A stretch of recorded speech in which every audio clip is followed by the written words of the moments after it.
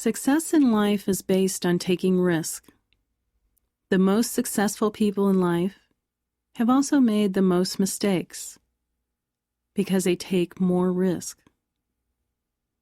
They are willing to try something new, something unproven.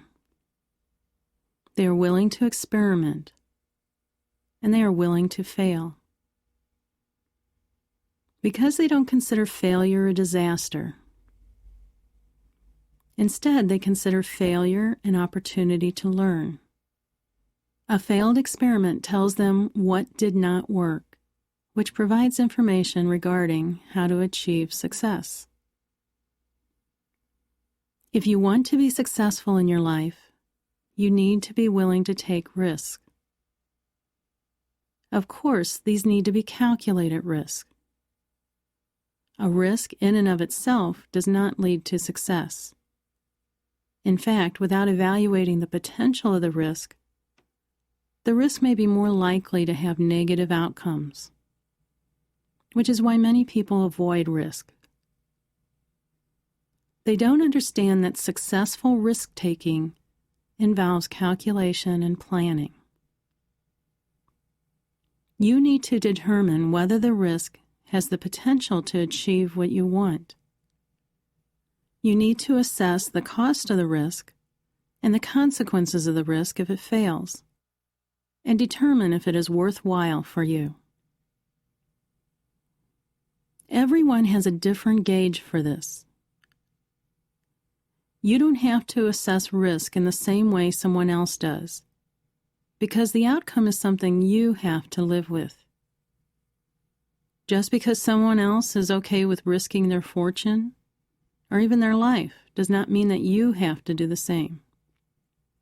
You need to assess what outcome you are okay with. Risk does not need to be a major undertaking.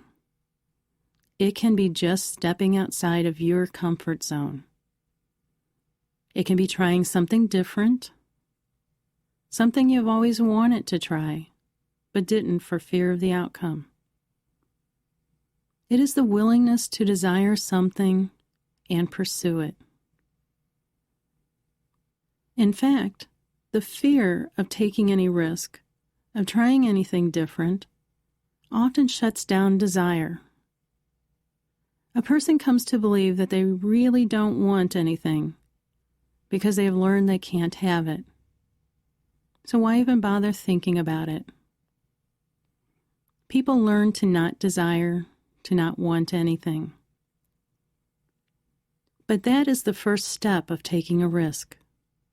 Desire, wanting something.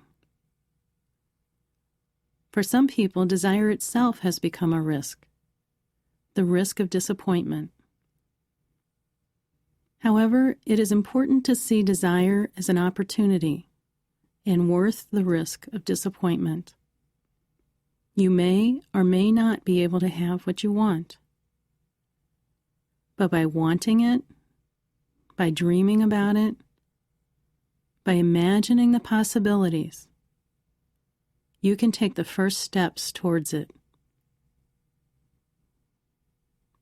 So instead of saying, "That isn't possible anyway," you can say, "Let me just imagine what it might take." Allow yourself to fully immerse in the dream. Once you visualize it, then you can ask yourself, what will it take to get there? At this point, you might not have all the information you need, so you might need to obtain information. How can you get this information? Who do you need to talk to? Obtaining the information may even involve risk for some people because this could be outside their comfort zone. However, keep in mind that knowledge only provides you with possibilities.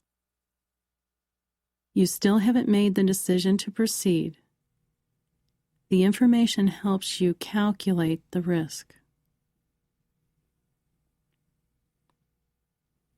Once you have all the information you need, you will see the steps to achieve what you want.